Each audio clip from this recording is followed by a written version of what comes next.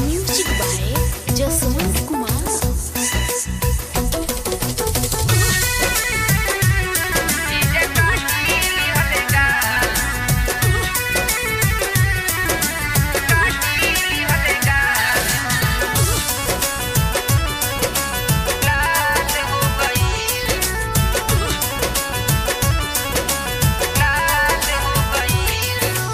धके कवारी जीजे चुमल ले कस के बहिया में रखनी जोगा के मुंह डाल देले जमल दहिया में देख लख दीदिया तो बवाल हो गईल जीजे काटी लिहले गाल मुंह लाल हो गईल जीजे काटी लिहले गाल मुंह लाल हो गईल।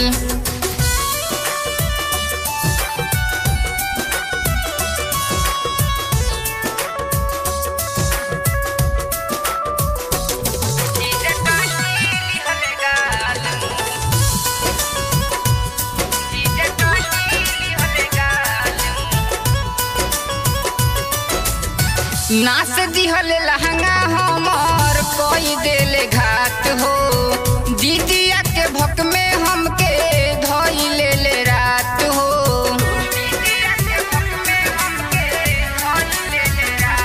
लेके माजा देख के साजा उड़वाई दिहले नाही कुछ बुझाइल सुताई दिहले लगे उनका गईल हमर काल हो गईल जीजे काटी लिहले गाल मुंह लाल हो गईल जीजे काटी लिहले गाल मुंह लाल हो गईल।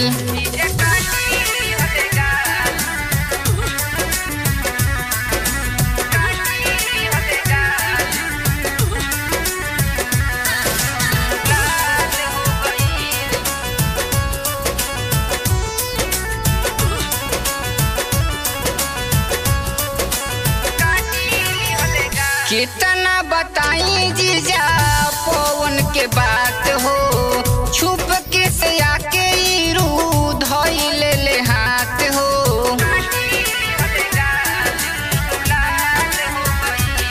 खैले मखन राजा लखन का बताई रे सखी लागल शरम रहले गरम ना बुझाइले रे सखी उनके कारण बुरा हाल हो गईल जीजे काटी लिहले गाल मुंह लाल हो गईल जीजे काटी लिहले गाल मुंह लाल हो गईल। राधे रिकॉर्डिंग स्टूडियो महना चौक।